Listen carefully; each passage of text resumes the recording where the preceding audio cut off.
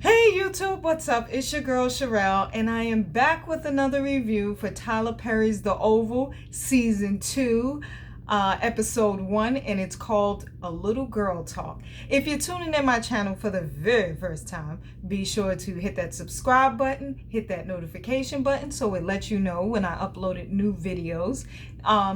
Be sure to like and comment down below and tell me what are y'all thoughts on Season 2, first episode. Yeah, because y'all know I like talking to y'all down in the comments. Y'all give me tea, y'all give me kiki, so I love it all. Another thing too, be sure to like this video and share it on all your social media sites so they'll know about my channel. So y'all already see the title, y'all already know. Let's get into it. So we open up. I'm going to be jumping around too, so bear with me. So we open up with the other maid. Mama done caught a whole heart attack when she seen Jean up under the bed. Lord have mercy. The good ones always die. Jean had, I'm still mad that creepy Jason killed Jean. Okay, Tyler, why couldn't Jean last in this? Did Jean really have to go, Tyler? I ain't feeling that, Tyler. I'm really not. But yes, so we open up with the maid. She discovers Jean's body up under the bed. She having a whole heart attack. And then we move into the kitchen with Sam and Priscilla. Priscilla is me and I am Priscilla. And Priscilla is every woman. Whoa, whoa. Yes, Priscilla and Sam is in the residence kitchen and she going off. As she should be. Okay? She flipping out. She saying, drop your pants, Sam. Drop your pants, Sam. Because she's like, where is she? Because she ready to get to Fotis. She ready to get to the first lady. Like Sam trying to calm her down. See, this is, I'm going to say this. Why is it when the man is caught cheating, he wants you to calm down? But if you get caught cheating, every name in the book under the moon, and he wants you to keep calm, but you can't keep calm when you catch him cheating. Priscilla is snapping out. She's making threats. She's going to kill Fotis and POTUS. And I just said to myself, well, the first lady does deserve what she get because you was running after that woman's husband, and Priscilla hasn't been nothing but nice to Victoria. So Victoria, you's about to I'm going to get on Victoria in a minute. So they going back and forth and everything. The maid lady comes in. She done had a whole heart attack. They trying to help her. Then the first lady walks in with her little lingerie sitting up there just looking like a little old slut. That's what she looking like. And then, Victoria, you got a lot of nerve. You got a lot of nerve. You slept with that woman's husband and she ain't do nothing to you. And you did it on purpose just to make her mad. My money is on Priscilla. I don't think you're going to kick Priscilla ass the way you kick Denise ass.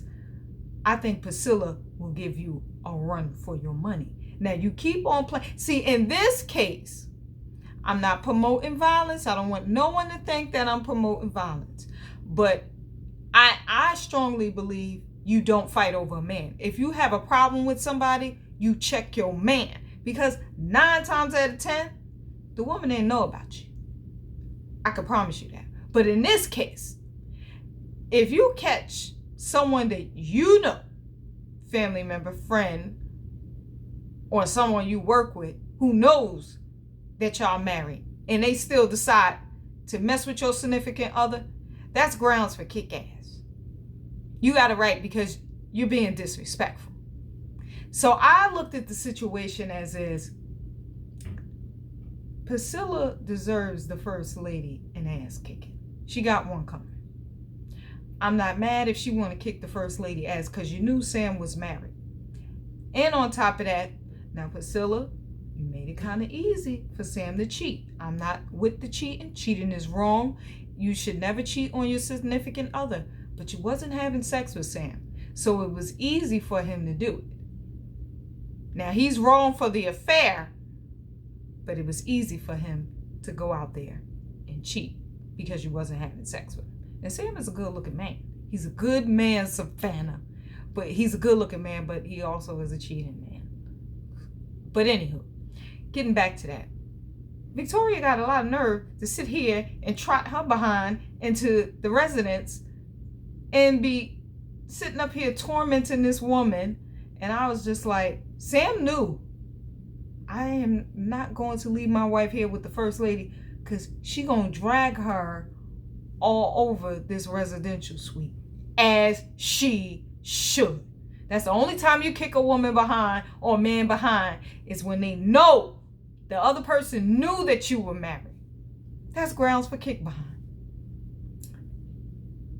Tyler, you gonna have to give us a scene with Priscilla kicking the first lady behind. Tyler, I don't want to hear nothing else. I want to see the scene where Priscilla kicks the first lady behind. Make it a good scene.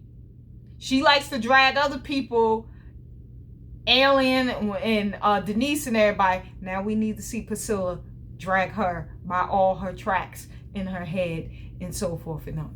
Now we're going to skip past that. Now what I want to talk about next. We go to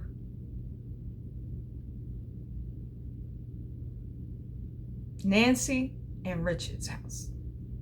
Nancy in the kitchen cooking. It seemed like she done almost forgot that she done told Richard a couple of days ago that she cheated on him when he was in the military and had a whole baby on him, and expect him to be peaches and cream, and you don't want to even tell him who it was.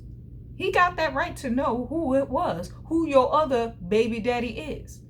Now, this is where the double standard comes in, where I say men expect you to be calm when they cheat, but when a woman cheats, you see how Richard was acting? Not calm, none whatsoever. And that's just the heart of a man. Men are emotionally weak, and women, we are emotionally strong. Men are physically strong. Women, we are physically weak. We can't kick no man ass. And you see how, baby, Miss Nancy, Holy Nancy, I'm going to have to say this to you. You're going to have to tell your husband at some point the whole story and how it went down. He may stay with you, he may not. But he's mad. And he has every right to be mad, because not only, that's a lot to process, okay, for once. And I think Nancy is being very unfair and very unreasonable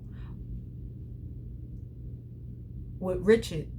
He wants to know who is with. And I think maybe if she told him, he might let it go. Then again, he might not let it go when he found out who it was. Because I'm kind of thinking that it might have been someone he knew. And he ain't having it. But, Holy Nancy, you're going to have to tell your husband either way it goes. Because he may put it together who it was. And he may actually go on a spree to find out who it was. But I do like something that Nancy said. She said, listen, I ain't going nowhere. Okay, this is my house as much as it's your house, because I done paid for half the down payment and I'm standing here. Well, you can stay, but it's going to make your life a living hell, because men can be petty like that, Miss Nancy. You cheated on your husband, had a whole baby on doing some. Men do that crap. I know too many women out here having babies on. Men, most 90%, usually when that type of stuff going on, it's the man who's doing it. And I'm just looking like, Nancy, you out here doing some whole doggish man type of stuff. What's wrong with you? I'm just like, oh my, and got the nerve to not want to tell Richard. I think it's somebody he knows. But we gonna tune in. We gonna see how that story plays out. And I believe Tyler, their storyline is going to be Richard trying to make Nancy life a living hell as long as she stay in that house. But you see, am I the only one who caught that when she said to him, Richard, I ain't going nowhere. I'm taking care of you. I'm going to continue to love you. Even though you want to act the fool, I ain't going nowhere. And he throwing salad bowls in the, you see? But she got him for a second. He almost snapped out of it when she said, I love you and you can do whatever you want because I'm going to love you and I ain't going nowhere. For a second, she had him. And then he snapped back into everything else. Now, what I don't like, because I'm quite sure that she put money into that account, him cutting off her credit cards and then clearing out the bank accounts. And now she can't bury her son.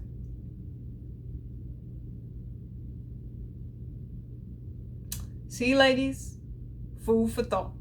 Even though you're married, you should always want to have a stash, your own account to yourself. Smart women do that. You have an account. You have an account with your husband, and you also have an account with yourself, because this is a prime example why couples shouldn't have just one account. Everybody should have their own personal account and then one account together, or however it works best for you guys. But in most cases, most couples come together and put their money together in most cases.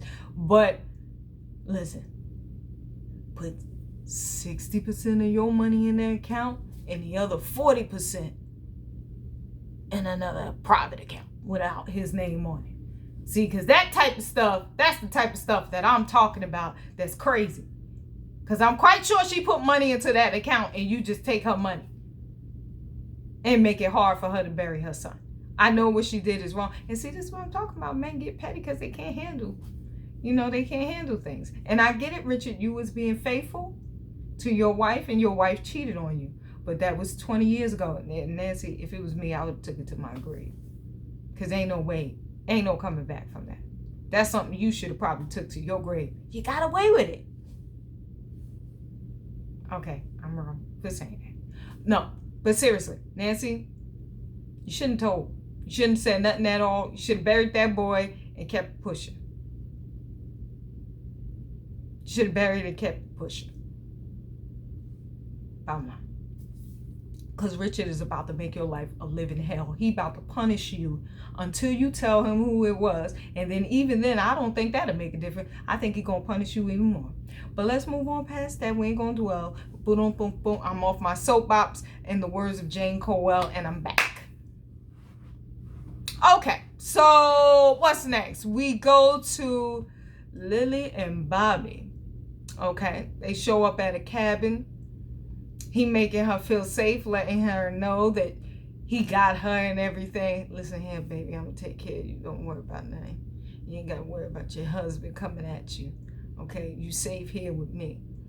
And make sure when you're at the safety house, Lily, that you get some more of that chocolate from Bobby, okay? That sexual chocolate.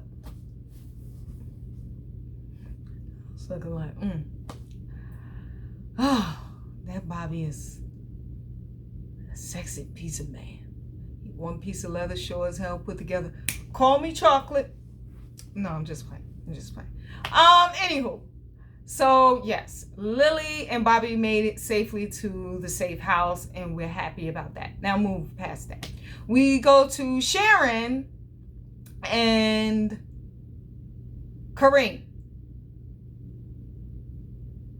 Ain't too much to talk about it. Kareem thinks she's pregnant. Sharon's taking a pregnancy test. He's talking about, you gonna make me crazy if I find out. It'll make me crazy if I find out that you having a baby by what's that boy name? Barry. whatever his name is, Bartholomew Berry, whatever. And she like, I ain't pregnant. And I ain't pregnant by you. So don't even worry about it. And he was like, well, I wish you was, because I love you. Whatever. The question is, do she love you, Kareem? I don't think so. I think she loves Barry. Yeah, Sharon, don't be like Miss Nancy and you got the wrong baby daddy. If you are pregnant, you better find out who the baby daddy is. But anywho, let's move past that. Now we go. Baby. Can we give it up for Max one time? Max survives. Mac is a G. I was like, yes, Max survived. I feel bad for Uma, whatever her name is. I don't feel like she should have died. I wish she would. She's another person. Tyler, did she really have to die? Did you really have to kill her off? It makes me sad because I wanted to see her story play out with her and her significant other, but I guess you can't get it all. So Max survived. Only the strongest survive. Matt survives because he had a bulletproof vest on, and not only did he have a bulletproof vest on, he had a metal plate under the bulletproof vest. Matt, see, that's why I knew I liked you. We're gonna have another square up between you and Carl. This time, Matt, get him. Get him. Tyler, we gotta have a rematch between Kyle and Max. But Kyle is so evil, and evil doesn't die easily.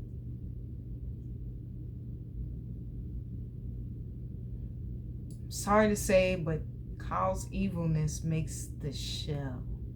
What good would the show be if you didn't have evil people? Even though I like Max because he's a good guy, and he's one of the good guys, and he's, you know, I'm just happy that Max survived. He's the good guy. I'm rooting for Max. Max, I'm rooting Team Max over here because Team Max is the good guy. Okay? Diane. Her and Priscilla meet up. She letting Priscilla know, look, I went in the press secretary. Diane is the White House ex-press secretary. She got fired because the president wanted to screw the other thing, Ailey or whatever her name is. And Ailey took her job, and basically now Diane she went off in the press meeting, and Ailey tried to make it seem like she's crazy because she's been smoking weed and she's on all sorts of medication, which was erratic, but you know, she was speaking truth in what she was saying. The only reason why you got the job because you screwed the president, and the president gave you a job. Therefore, Diane, she has a reason to be mad. But Diane finds out that Max has survived. She tells Priscilla, look, if something happens to me because of what I did, know it was them. And Priscilla like, no.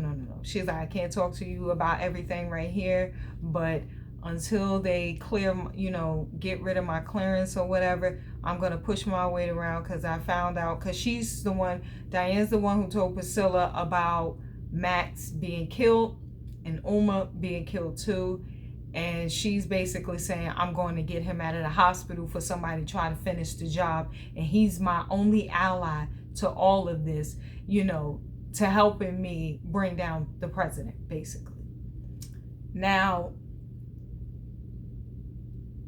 she gives Bobby a call to let Bobby know, look, she goes to the hospital, she talks to the doctor, she sees that Max has survived. She tells him, look, Max, I'm here for you. You need to trust me. He's laid out unconscious, but I'm still rooting for Max. I'm still rooting for Max. Team Max, Team Max, Team Max, Team good guy over here. But